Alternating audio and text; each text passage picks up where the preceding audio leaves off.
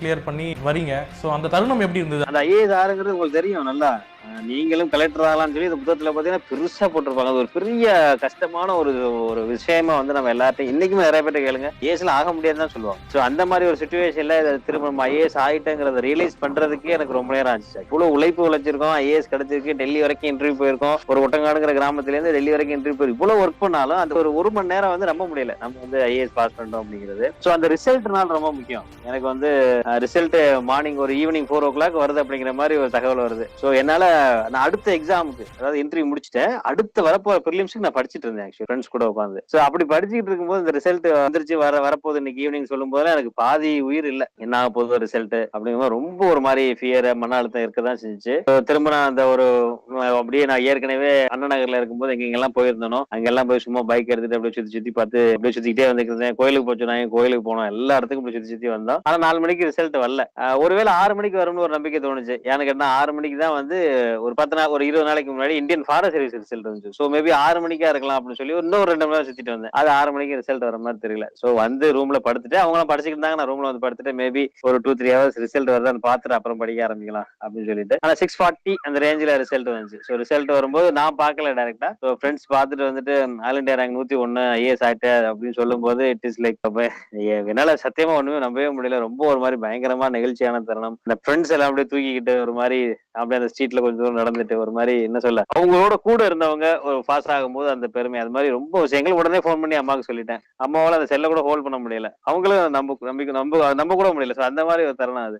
இவ்வளவு உழைப்புக்கு அப்புறம் அது வர்றதுனால அது மேல இது வரைக்கும் நம்ம இருந்த ஒரு பயம்னாலையும் இந்த சந்தோஷம் தான் வந்துச்சு அப்படிங்கறத சொல்ல முடியும். பயங்கரமான சந்தோஷமான விஷயம். அதுக்கப்புறம் ஊரே சந்தோஷப்பட்ட விஷயங்கள், ஊருக்கு வந்த விஷயங்கள் அதெல்லாம் தொடர்ச்சியா நடந்தது. அதுக்கப்புறம் நிறைய விஷயங்கள் அந்த மொமெண்ட் நீங்க சொல்லும் போது எனக்கே ஒரு மாதிரி கூஸ் பம்ப்ஸ் ஃபீல் தான் வருது. ஸோ உண்மையாவே ஏன்னா அங்க இருந்து கஷ்டப்பட்டு போய் அந்த லெவலுக்கு பெரிய ஆள் ஆகிறோம் அப்படிங்கிறது வந்து உண்மையாவே நம்ம சந்தோஷமா நம்ம சொல்லிக்கலாம் எவ்வளவு வேணாலும். நிறைய பேர் வந்து ஐஏஎஸ் ஐபிஎஸ்க்கு வந்து ட்ரை பண்ணிட்டு இருக்காங்க. ஸோ அவங்கலாம் வந்து நீங்க சொன்ன மாதிரி தான் நான் கஷ்டப்பட்டு படிக்கிறாங்களா என்னால வந்து ஒன்றும் பண்ணவே முடியல, எனக்கு அட்டம்ஸ் எல்லாம் முடிஞ்சு போச்சு அப்படின்னு நிறைய அந்த மாதிரியான பயம் இருக்கு அந்த ஐஏஎஸ் ஆஸ்பிரன்ஸ் மத்தியில. ஸோ அவங்களுக்கு என்ன சொல்ல விரும்புறீங்க? என்னென்ன விஷயங்கள் வந்து நீங்க உங்க டிப்ஸா கொடுக்குறீங்க? படிக்கிறவங்களுக்கு ஒரு ஷார்ட்டா சொல்றதுக்குலாம் இங்க டிப்ஸ் எல்லாம் ஒன்று. எக்ஸாமினேஷன் கொஞ்சம் பெரிய எக்ஸாமினேஷன், நிறைய சப்ஜெக்ட் இன்வால்வ் ஆகக்கூடிய எக்ஸாம்ஸ், நிறைய காம்படிஷன், இந்தியா லெவலில் இருக்கக்கூடிய ஒரு பெரிய காம்படிஷன். அப்படி இருக்கும்போது சில டிப்ஸ் எல்லாம் வச்சுலாம் அதை வந்து பெருசா சக்சஸ் பண்ணிட முடியாது. It's overall complete work. So அப்படிங்கும்போது சில சின்ன சின்ன விஷயங்கள் நிறைய பேர் மிஸ் பண்ணுவாங்க. பாத்தீங்கன்னா நான் வந்து ஒழுங்கா படிச்சு 2வது அட்டெம்ப்ட்ல நான் கிளியர் பண்ணேன். அதுக்கு வாய்ப்பு 4 அட்டெம்ப்ட்ல எடுத்துட்டாலும் ஒழுங்கா நான் படிச்சு எழுதுதான் 2 அட்டெம்ப்ட் தான். அப்ப முதல் அட்டெம்ப்ட்ல நான் பண்ண மிஸ்டேக் 2வது அட்டெம்ப்ட்ல சரி பண்ணேன். That's all. அவ்வளவுதான் நான் பண்ணேன். என்ன கேட்டா நான் எங்கேயுமே தான் தெளிவா சொல்லுவேன். ஃபர்ஸ்ட் அட்டெம்ப்ட்ல பிரிலிம்ஸ் ஓகே, பிரிலிம்ஸ் எல்லாருக்குமே ஓகே ஒரு மாதிரி வந்துடும். அது ஒன்றும் பிரச்சனை இல்லை. ஆல்மோஸ்ட் பிரிலிம்ஸ் கிளியர் பண்ணிடுவாங்க படிச்சாங்கன்னா.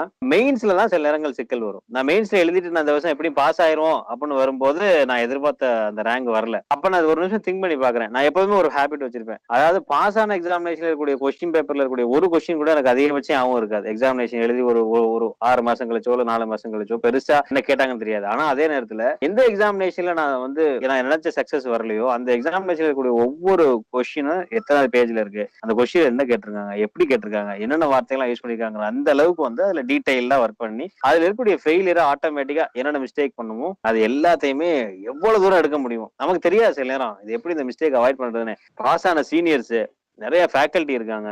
நிறைய இன்னைக்கு யூடியூப் வீடியோஸ் வந்துருச்சு. டெல்லியில இருக்கக்கூடிய கைடன்ஸ் வந்து நீங்க உனக்கு ஆட்டோமேட்டிக்கா நமக்கு பாத்தீங்கன்னா யூடியூப்ல கிடைக்குது, மத்த வெப்சைட்ஸ்ல கிடைக்குது. அப்படிங்கிற பட்சத்துல ஆட்டோமேட்டிக்கா நம்ம மிஸ்டேக்ஸ் அவாய்ட்